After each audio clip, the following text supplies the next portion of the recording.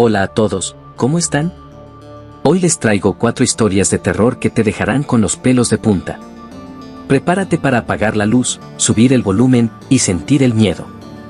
Si te gusta este video, no olvides dejar tu like, comentar cuál fue tu historia favorita y suscribirte para más contenido escalofriante.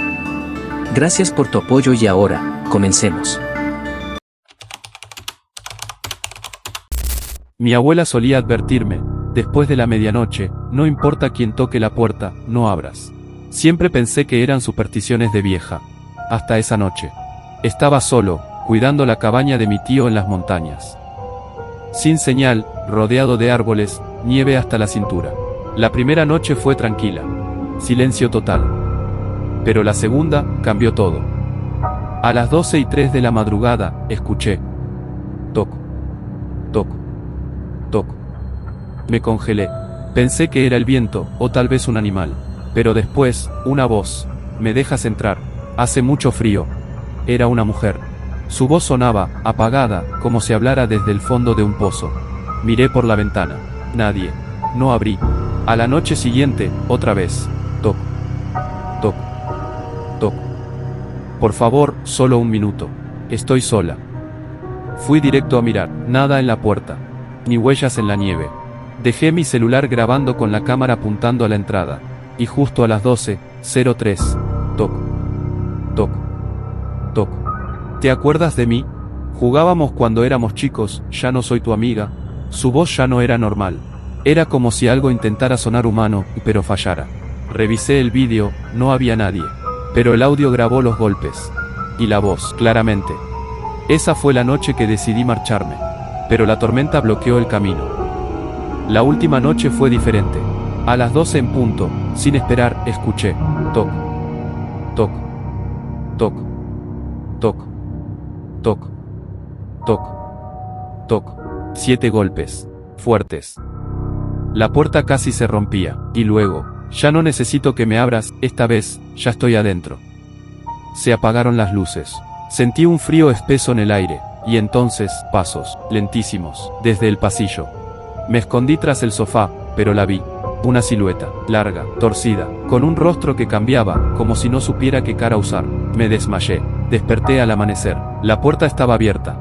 Afuera, solo había huellas entrando, ninguna saliendo. Desde entonces, cada noche, esté donde esté, alguien golpea mi puerta a las 12:03. Y cada vez, la voz suena más parecida a la mía. Cuando Julián se mudó al viejo departamento del centro, le advirtieron sobre el pasado del lugar. Decían que el anterior inquilino había desaparecido sin dejar rastro, y que nadie duraba más de una semana ahí. Julián, escéptico, se burló del rumor. Le encantaban las historias de miedo, pero no creía en fantasmas. El departamento era pequeño pero acogedor. Todo estaba en orden, salvo por un cuaderno viejo escondido detrás de una estantería.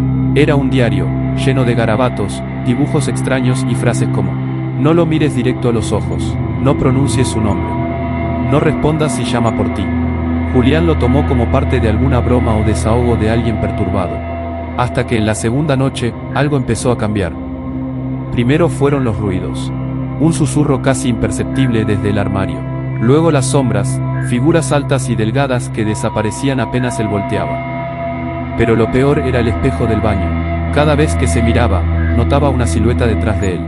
Alta, sin rostro, con los brazos demasiado largos. Inmóvil, pero más cerca cada noche. En el diario, una frase se repetía. Lo llamé.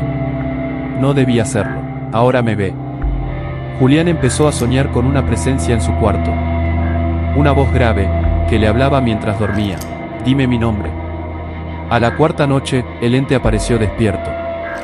Julián lo vio parado en la esquina de la habitación. No se movía.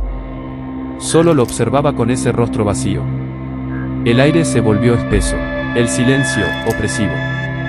Cuando Julián parpadeó, la criatura estaba más cerca. Entonces, recordó algo del diario. Una palabra tachada muchas veces, como si alguien intentara evitar que se leyera. La reescribió en una hoja. Saeltar.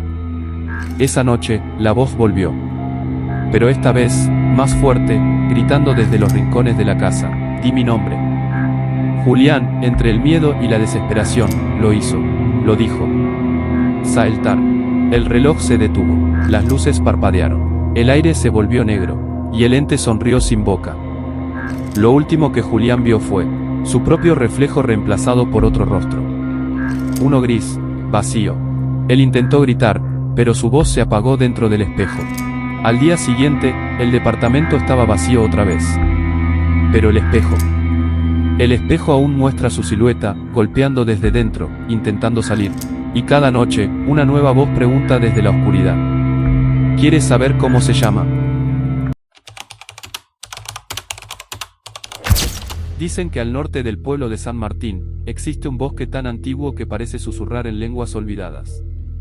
Los lugareños lo llaman el Bosque de los Lamentos. Nadie entra después del anochecer. Nadie, excepto Tomás. Tomás era un joven escéptico, estudiante de biología, que había regresado al pueblo para visitar a su abuela. Siempre había escuchado esas historias de niño, pero ahora, con 20 años y un pensamiento lógico, se negaba a creerlas. Una noche, después de una discusión con su familia durante la cena, salió furioso, decidido a demostrar que el bosque no era más que árboles y viento. Entró a las 11:47. El aire cambió en cuanto cruzó el sendero. El bosque parecía absorber el sonido, sus pasos, sus respiraciones, todo se volvía opaco, distante. Avanzó con la linterna del celular, grabando todo. Aquí no hay nada, solo supersticiones de gente aburrida, murmuró mientras caminaba. Pero entonces, un susurro, leve, apenas audible. Tomás se detuvo en seco. Giró en todas direcciones, iluminando con su linterna. No había nadie. Se rió nerviosamente, convencido de que era su imaginación. Siguió caminando, y los árboles comenzaron a cambiar. No en forma, sino en expresión, parecían observarlo. Las ramas crujían, pero no por el viento. Era como si algo caminara con él, desde lejos, oculto. Entonces, volvió a escucharlo. No debiste venir. El celular perdió señal, la linterna comenzó a parpadear. Intentó regresar por donde vino, pero el sendero ya no estaba. El bosque había cambiado. Empezó a correr, pero cada dirección era igual. Árboles torcidos, hojas negras, silencio absoluto, hasta que escuchó llantos. No de una sola persona, sino de muchas. Graves, infantiles, femeninos, todos sollozando al unísono. En un claro del bosque, encontró algo espantoso. Una vieja fogata rodeada de retratos quemados. Fotografías medio derretidas de personas que él conocía, vecinos, antiguos compañeros de escuela, incluso su propia abuela. Y en medio de todo, un espejo, con su reflejo, pero su reflejo sonreía. Tomás gritó y cayó de espaldas. Al levantarse, el espejo había desaparecido. En su lugar, había una sombra alta, sin rostro, de brazos alargados como ramas secas, flotando a centímetros del suelo. Te estábamos esperando, Tomás, dijeron todas las voces juntas. Corrió como nunca. No recuerda cómo, pero salió del bosque al amanecer, cubierto de arañazos, deshidratado y temblando. Nunca volvió a hablar. Pasó el resto de su vida internado en un hospital psiquiátrico, dibujando árboles y escribiendo una misma frase una y otra vez. El bosque me recuerda. Y vendrá por ustedes también. En lo profundo del bosque de San Brígida, hay un claro maldito. Los locales lo llaman el umbral, y advierten. Si ves cuerdas negras colgando, no entres. Nunca entres. Pero Claudia no creía en advertencias. Era estudiante de ocultismo, y obsesionada con rituales antiguos. Una noche de luna nueva, convenció a 3 amigos, Luis, Rocío y Julián, de explorar el claro. La caminata fue silenciosa. El bosque estaba muerto, sin viento, sin insectos. Y al llegar al claro, lo vieron. 12 cuerdas negras colgaban de las ramas, formando un círculo perfecto. En el suelo, un símbolo de ceniza, un espiral encerrado en otro. Era el símbolo del lazo de Agnilar, un demonio que devora almas a medio camino entre la vida y la muerte. Luis se rió. Este es el gran ritual, puro teatro. Tocó una cuerda. Y entonces, gritó con una fuerza inhumana. La cuerda se enroscó en su cuello y lo levantó del suelo. Sus piernas pataleaban, sus ojos se llenaron de sangre. Intentaron ayudarlo, pero las cuerdas parecían tener voluntad. No cedían. Rocío gritaba. Julián corrió hacia el bosque, pero chocó contra algo invisible. Estaban atrapados en el círculo. Claudia cayó de rodillas, aterrada. Y entonces lo recordó, una frase del grimorio que había leído en secreto. El ritual exige una verdad y 2 sangres. Comenzó a llorar y gritó.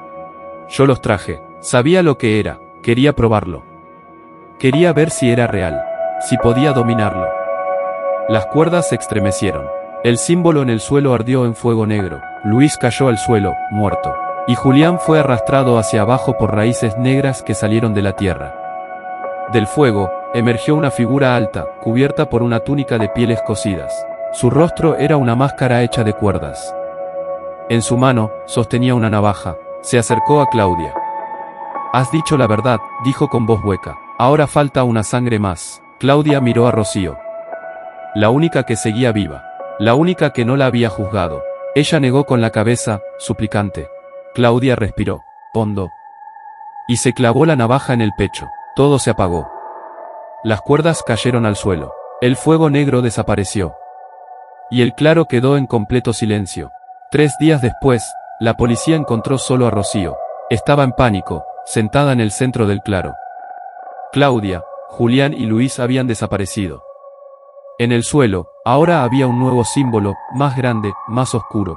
Una anciana del pueblo, al ver la imagen, murmuró. Es el segundo sello. El primero fue hace 100 años. El ritual ha despertado de nuevo. Si ves cuerdas negras colgando en el bosque, no las toques. No cruces el círculo. Y jamás confieses la verdad.